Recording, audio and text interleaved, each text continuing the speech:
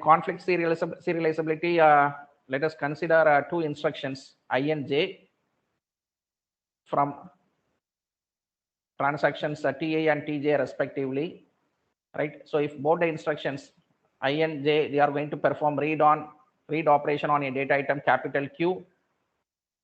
So the order of the instructions I and J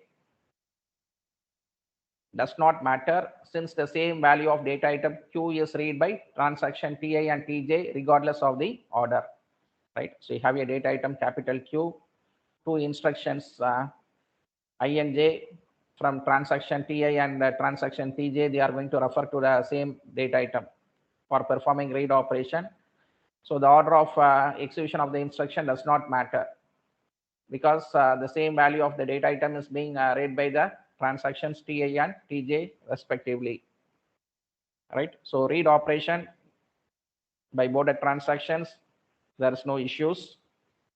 So second case is going to be one instruction is going to perform read operation on a data item capital Q, whereas the other instruction is going to perform write operation on the data item capital Q, right? Here, if the instruction I comes before J, then TI does not read the value of Q that is written by transaction TJ, right? And similarly, if J comes before I, right, then TI reads the value of Q that is being written by TJ. Hence, the order of I and J matters, right? So you have two transactions again, TI and TJ. So one transaction is going to perform read operation on a data item Q, and the other transaction is going to perform write operation on the data item capital Q. Here, order of the execution of the instruction matters, right? So in the first case, transaction TI is going to read some old value of data item capital Q, so it is not able to read the new value of data item Q that is being updated by the transaction TJ, right? So if you have the instruction J followed by I, right? So if the instruction J comes after J comes before I, then what happens is that the transaction TI is going to read the new value or updated value of the data item capital Q. So it will not be able to read the old value of the data item capital Q. Hence, the order of this instructions I and J matters. Similarly, the third condition, right? So in the second condition, it was I of read of Q and J of write of Q. Here, third condition here, first you have instruction of write of Q and J of read of Q, right? So here the order of the instructions I and J matters for the reasons similar to the previous cases, right? So if the transaction I occurs first, followed by transaction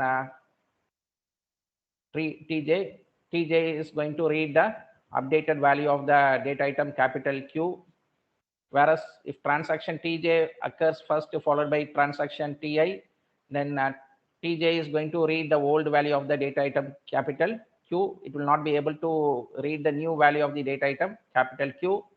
Hence, the order of the occurrence of this instruction matters.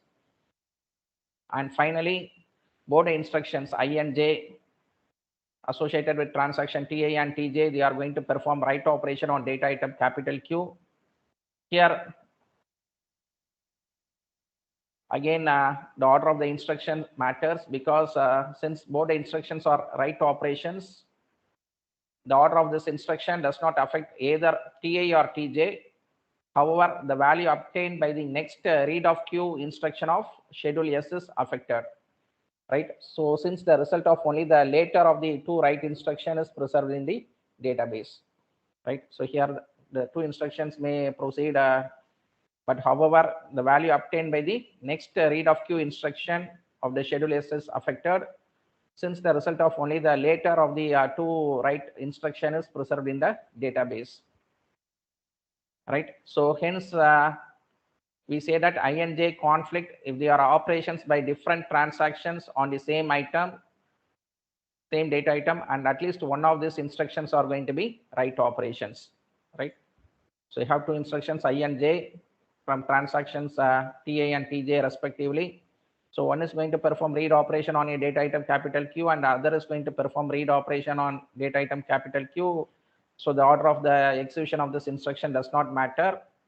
However, if one transaction is going to perform read operation on data item capital Q, and the other transaction is going to perform write operation on the data item Q, then the order of the execution of the instruction matters, right? So the third case was like a transaction I is going to perform write operation on data item capital Q, and transaction J was performing read operation on data item capital Q. So there also the order of the instruction matters for reasons similar to the previous case. And if both are going to perform write operations, the order of instructions does not affect either TI or TJ. However, the next read instruction